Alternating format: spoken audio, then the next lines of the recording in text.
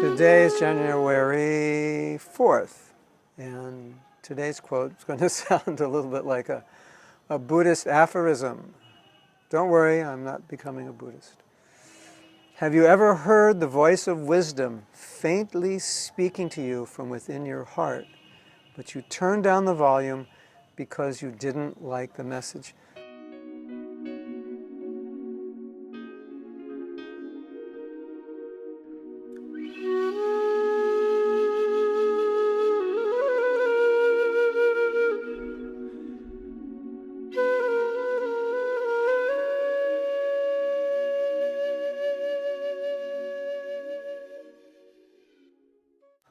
Sometimes we call this gut feeling. Often people regret something they've done in the past, and they say, you know, I had a gut feeling, I shouldn't have done it, but I didn't listen.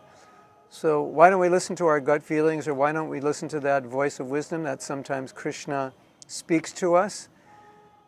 Probably most of the time it's because what the voice is saying is something that we're resisting, or something we don't want to face, something that we believe is going to be difficult, challenging, something that we think we can't handle, or something our ego doesn't want to admit, doesn't want to introspect on, or something that is just, there's so much resistance around it for whatever reason that may be, that we just prefer to neglect it, pretend that voice didn't say it, rationalize it, philosophize it, Siddhantaize it, whatever we might do to avoid it.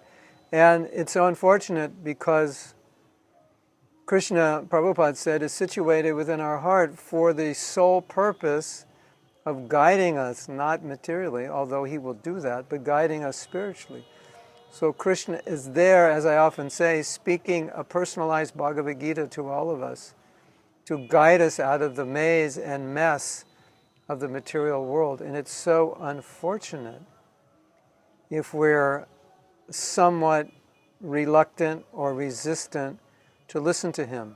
So the message today is, be a little more in tune with your Chaita Guru, with the guidance from within. Now the last point here is that a lot of us don't trust the Chaita Guru, or sometimes we have intuition but we don't trust it, and I think we feel that maybe we're not purified or we're not qualified enough, and what we may be hearing may just be coming from our mind, which in some cases it is. But sometimes intuition, or the intelligence that Krishna gives us, is so strong that it's hard to avoid. And when we get a very strong intuition, at least we should listen and consider it. Now, a policy that I've adopted, I think, is very valuable, is if we're not certain this is really what Krishna wants, well, there's one way to find out. You act on it and be open and objective enough to look at it